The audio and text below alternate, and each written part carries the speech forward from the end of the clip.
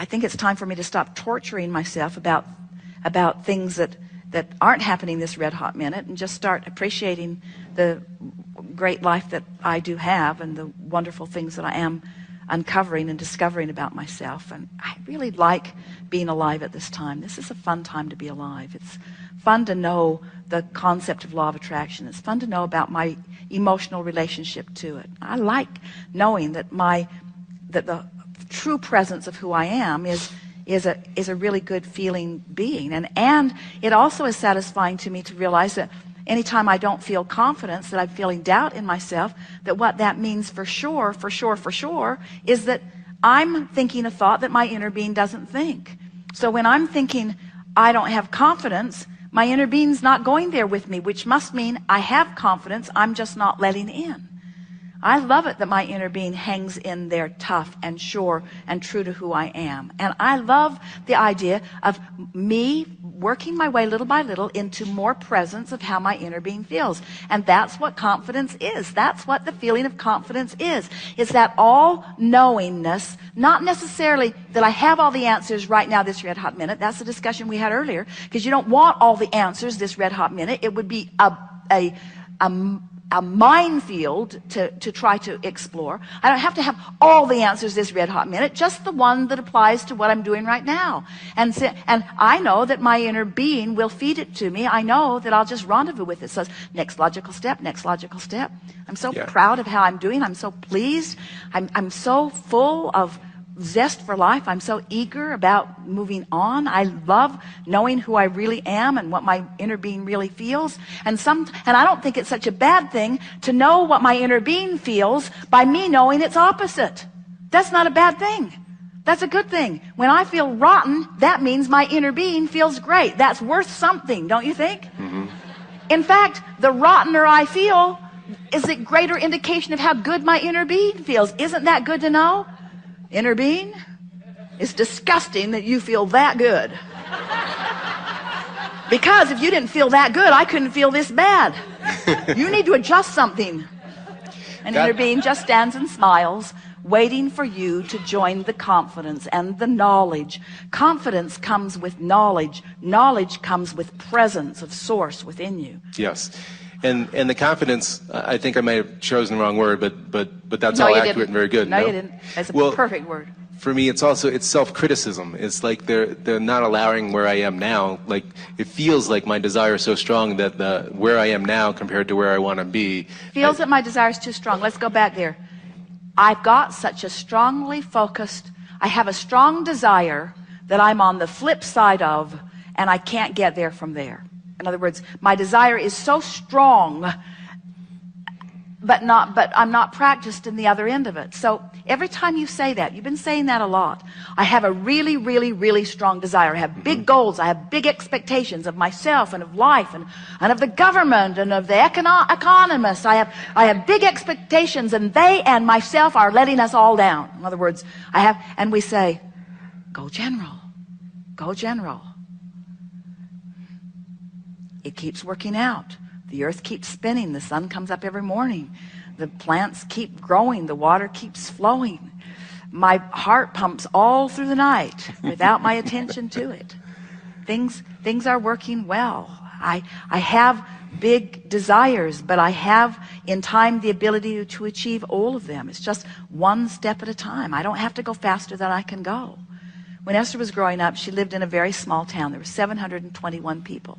Until she left.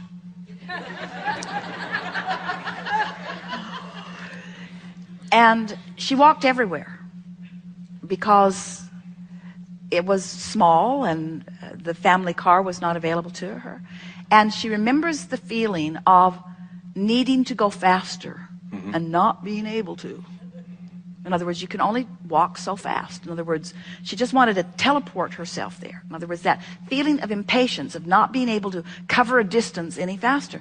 And that a lot of you have those feelings. That it's just in the airport, the announcement says, "Thank you for your patience." And Esther always says, "I am not patient."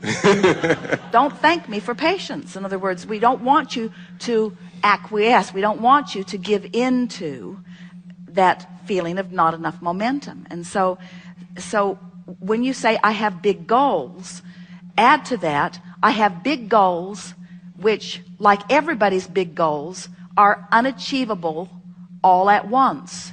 It's not ever been my goal to live it all now. It's been my intention as I came forth to savor the unfolding of it. In other words, when somebody hands you an ice cream cone that is the most delicious ice cream that you have ever tasted, you've tasted it all of the flavors from all of the places, and you've identified that this is the one that you like the best. And it's this wonderful day, and it's piled high, and it's in your hand, and you don't say, I'm going to see how quickly I can eat this. I'm going to see how fast I can bring this ice cream experience to an end. How quickly can I get this over with? Instead, you savor it, don't you? Don't you savor it? Don't you lick it off your arm and up your hand and around the cone? Absolutely. And you don't even want any of it to drip on the sidewalk. You try to get it all. In other words, you... Mm-hmm. And that comes back to where I started with, that's the level of presence that I wish again. And I do have that experience, just speaking of the rushing and the fast pace and the trying to get to all these things that I want. And so I'm playing that game of balance. But here's the game we want you to play. Mm-hmm. Because you've done the vortex work, then there's not a void of good things that are happening. There's a constant unfolding of good things that are happening. Information being given to you, being revealed to you, the path unfolding. And when you are in the process of closing that gap, you don't feel impatience. You feel gratified and worthy and satisfied and eager to watch the unfolding of it. It makes the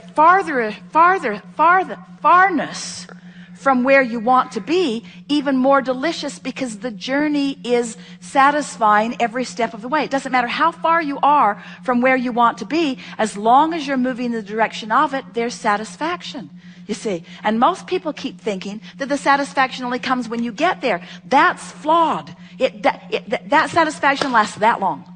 And then you're off saying, is that all there is? Is that all there is? And so the closing of the gap is such a delicious thing as long as you're closing the gap. So we don't want you to be critical of your negative emotion. We just want you to make it more general so that you can begin feeling the momentum of closing the gap. You don't even have to be positive before you start feeling good. Isn't that weird? Because everything's relative. When you were specifically negative, being less specifically negative feels better, and being generally negative feels better still. And then, oh, can't you feel it beginning to build and build and build and build and build? And do you really want to miss any of that? Do you really want to miss any of that? Barbara and Esther were so playful in the airport in Atlanta that they began making friends with all kinds of people who followed them through. It was like they were making a movie together. One family was on the plane, on the tarmac, on the plane when they couldn't operate the jetway, on the plane when the jetway was this far from the ramp, where the jetway was this far from the plane, and they all could have easily leaped across it and made their flights, but they wouldn't let them because there is a federal guideline that says there cannot be a gap. And Esther said, I can't even spit in that hole. It's so narrow. In other words, really, no one could fall through that. Nothing could fall through that. But there is a rule. And so it's as it is unfolding and they are having fun with all of that, the flight attendant said to Barbara and Esther, on about 10 occasions, you're in timeout. Which was her way of saying, I'm really enjoying how much fun you're having in this situation. And then as they were leaving the area, Jerry wrote in his email that he sent to some, an awareness that just came to him recently, that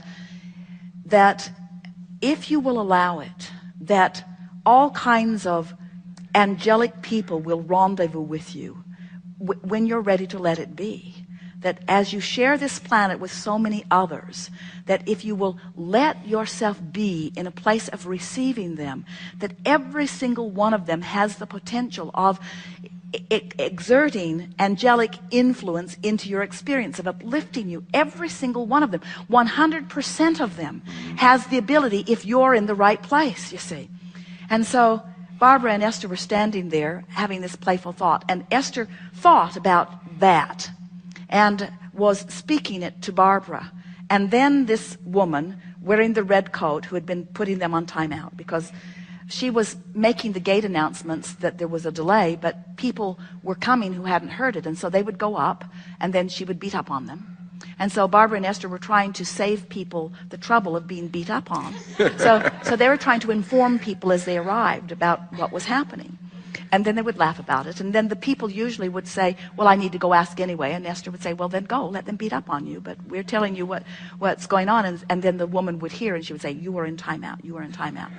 And so as the whole thing was ending and they were finally getting on the delayed flight, the woman in the red coat came to Esther as she was thinking about Jerry's quotation. She made an announcement. My name is Angel. My name is Angel. And Esther said, of course your name is Angel. Could it be anything other than Angel with the ride we're taking here today? In other words, isn't the universe just knocking itself out big time? And then Angel came and wrapped her wings, we're not kidding you, around Esther and Barbara and said, thanks for keeping it light, ladies. Would you want to miss a manifestation like that? No. In other words, seems like a delay. Seems like I'm going too slow. Seems like something's gone wrong.